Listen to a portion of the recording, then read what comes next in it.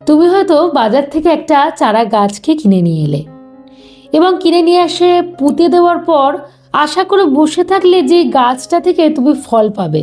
এটা কি সত্যি সম্ভব? ফল পাওয়ার জন্য তাদেরকে যত্ন করতে হবে। যতটা সুন্দরভাবে আমরা যত্ন করতে পারবো, দেখবে সে তত তাড়াতাড়ি বা সুন্দর ফল কিন্তু আমাদেরকে প্রদান করছে। আজকে এই কথাটা বলে শুরু করলাম কেন বলো তো? একটা সম্পর্ক জড়িয়ে, সেটা হচ্ছে টাকার সাথে সম্পর্ক। আমরা যদি টাকাকে যত্ন করতে পারি তাহলে দেখবে ভবিষ্যতে টাকাও কিন্তু আমাদেরকে যত্নটা ফিরিয়ে দিচ্ছে। হ্যাঁ, একেবারে ঠিকই শুনছো। আজকের আমার আলোচনা এইটাকে কেন্দ্র করে। অনুরোধ থাকলো গোটা ভিডিওটিতে তোমরা আমার সঙ্গে থেকো।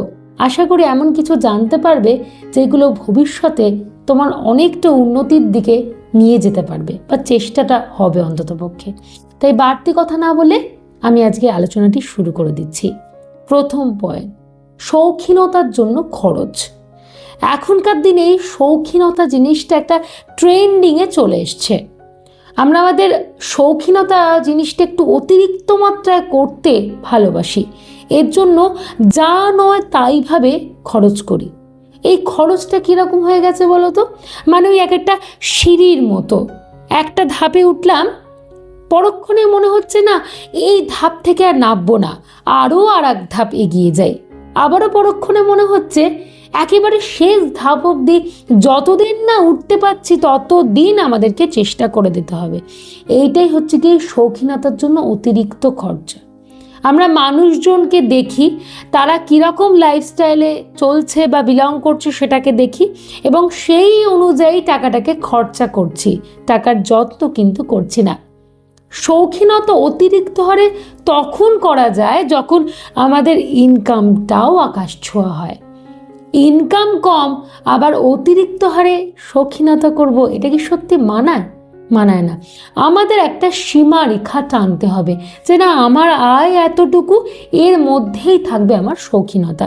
শৌখিনতা করতে কোনো বাধা নেই, আমাদের প্রত্যেকেরই ইচ্ছা থাকে, কিন্তু অতিরিক্ত হারে কোনো কিছু নয়। ওই জন্যই আমরা টাকার মর্মটা বুঝছি না, টাকাকে যত্ন করছি না, আর স্বাভাবিকভাবেই ভবিষ্যতে টাকাও আমাদের কিন্তু যত্ন করবে না, মানে দেখবে না। ভবিষ্যতে গিয়ে বুঝতে পারবো টাকার ঘাটতিটা কতটুকু। দ্বিতীয় পয়েন্ট, টাকার একটা নির্দিষ্ট সঞ্চয়। আমরা মনে করি টাকা সঞ্চয় করব, কিন্তু নির্দিষ্ট হারে যে সঞ্চয় করব এইটার কথা মাথায় আসে না। কোনো মাসে দেখা গেল আমরা হয়তো 8 to 10% এমন সঞ্চয় করে দিচ্ছি, মানে বরাদ্দ করছি সঞ্চয়ের জন্য। আবার কোনো মাসে দেখা গেল 5 to 6% করছি। আবার কোনো মাসে দেখা গেল একটা টাকাও সঞ্চয়ের জন্য বরাদ্দ করলাম না। কোনো স্টেবিলিটি নেই, মানে যেরাম যেরাম চলছে জীবন সেইভাবেই চলুক না, এরকম একটা ভেবে নিচ্ছি। কিন্তু এইটা তো কোনো ঠিকঠাক সিদ্ধান্ত নয়। আজকে গিয়ে যদি সঞ্চয়টা না করি তাহলে ভবিষ্যতে টাকা কি করে আমাদেরকে যত্ন করবে?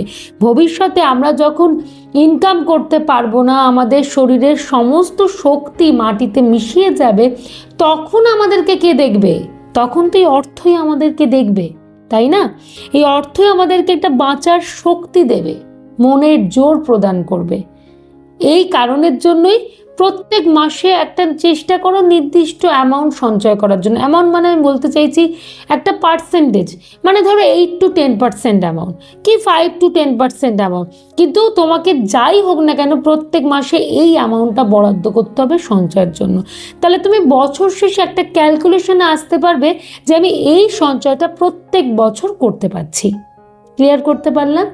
3 নম্বর পয়েন্ট, মানি ম্যানেজমেন্ট।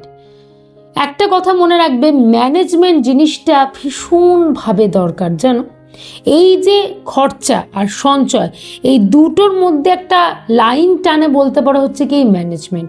ম্যানেজমেন্ট যদি প্রপার থাকে তোমার টাকা সঞ্চয় হবে, ম্যানেজমেন্ট যদি প্রপার না থাকে তোমার অতিরিক্ত হারে খরচা হতে শুরু করবে। ম্যানেজমেন্ট জিনিসটা ভীষণ পরিমাণে দরকার। অনেক জায়গায় দেখতে পাবে তুমি বিভিন্ন অনুষ্ঠান ঠিক মতো কিন্তু হয় না, হয়তো সব কিছু রয়েছে অনুষ্ঠানের জন্য, মানে তাতে পয়সা মানুষজন ঢেলেছে, হয়তো ভালো আর্টিস্ট এসছে, ভালো খাওয়া দাওয়ার ব্যবস্থা হচ্ছে, তবুও দেখবে প্রপারলি সব কিছু হচ্ছে না। কেন বলো তো? কারণ হচ্ছে গিয়ে ম্যানেজমেন্টের অভাব। আমি তোমাদের এই এক্সাম্পলটা এই কারণেই দিলাম। তোমার মধ্যে যদি একটা প্রপার ম্যানেজমেন্ট থাকে, মানে একটা হাতে টাকা পাওয়ার পর, ধরো তুমি স্যালারি পেলে বা বিজনেসের টাকা যাই হোক না কেন, সেই টাকাটা কোন খাতে কতটা যাবে, কি খরচা করবে, কতটা সঞ্চয় করবে, কতটা রাখবে নিজের সেলফ এক্সপেন্স, মানে নিজের সেলফ মানে একটা আনন্দ আত্মতৃপ্তির জন্য, শখ শৌখিনতার জন্য, সব কিছু প্রপারলি তোমাকে রাখতে হবে। যখনই তুমি প্রপার ম্যানেজমেন্টটা করতে পারবে না, তখনই দেখবে ঠিক মতো তোমার খরচা হচ্ছে, ঠিক মতো তোমার সঞ্চয় হচ্ছে, কোনোটাই অতিরিক্ত হচ্ছে না। মানে অতিরিক্ত সঞ্চয় হয়ে যাচ্ছে না, আবার অতিরিক্ত খরচা হচ্ছে না, দুটোর মধ্যে একটা প্রপার ব্যালেন্স কিন্তু থাকছে। এই জন্য ম্যানেজমেন্ট ভীষণ পরিমাণে জরুরি। আশা করি তোমাদের 3টে পয়েন্টের কথা বললাম, একটুখানি মনে রেখো বা মাথায় রেখে দেওয়ার চেষ্টা করো। এর ফলস্বরূপ দেখবে তুমি যেরকম টাকাকে যত্ন করতে পারছো, একটা সময়ের পর, এখনই বুঝতে পারবে না, একটা সময়ের পর দেখবে টাকাও কিন্তু ঠিক তোমাকে ঠিক একই জিনিসটা ফিরিয়ে দিচ্ছে, যেটা তুমি একটা সময় প্রদান করেছিলে তাকে।